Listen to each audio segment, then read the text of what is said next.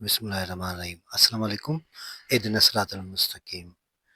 एलान मस्क हिक चकर इंटरव्यू में चयो त असां उहे शयूं करे सघूं था जेके ॿिया माण्हू अॻ में न करे सघिया हुआ। उन कॉन्सेप्ट जो नालो दी फर्स्ट प्रिंसिपल जे नाले सां रखियो हो। तव्हांखे ख़बर आहे त एलान मस्क हो पहिरियों माण्हू जंहिं इहो कॉन्सेप्ट ॾिनो त जॾहिं जहाज़ रॉकेट ॿाहिरि आसमान ते उॾामण वञे थो त उहो कॾहिं बि वापसि न ईंदो आहे।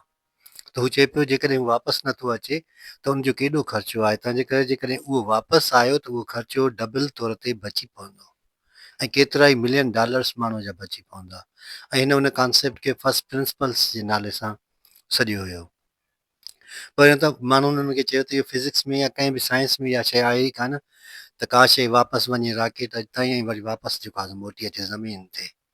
त हिन चयो कहिड़ी शइ पॉसिबल न आहे ऐं हिन केतिरा ई तजुर्बा करण खां पोइ इहो साबित कयो त को बि रॉकेट जॾहिं आसमान ते वेंदो आहे ऐं वापसि जेको आहे सो सियारनि न वरी वापसि ज़मीन ते मोटी ईंदो आहे त उनजो जेको मटीरियल हूंदो आहे उहो घणो इस्तेमालु थींदो आहे।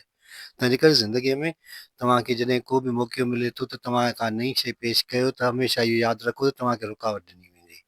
जेकर तव्हां रुकावट खां डिॼी करे पंहिंजा कदम पोइते हटाया त यकीन ॼाणो त ईंदड़ कंहिं बि दौर में तव्हां को बि कमु नथा करे सघो।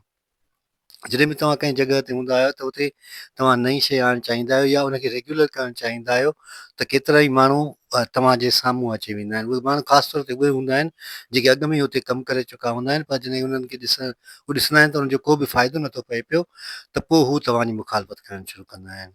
हिकिड़ो कॉमन जुमिलो इस्तेमालु कयो वेंदो आहे त मूंखां ई न थी सघे त हिन खां काॾों थी सघंदो। तंहिंजे करे इन्हनि कॉन्सेप्ट्स खां या अहिड़ियुनि शयुनि खां डिॼण जी का बि परवाह डिॼण जी ज़रूरत न आहे ऐं न ई परवाह करण जी ज़रूरत आहे। तव्हां बसि पंहिंजो कमु स्मूथली या आसानी सां कंदा हलो त ज़िंदगीअ में तव्हां केतिरियूं ई मंज़िलूं ऐं माॻ माणे सघो था। अलाह साईं असां सभिनी खे सिधो रस्तो ॾेखारे, सिधे रस्ते ते हलण जी तौफ़ीक़ अता फरमाए।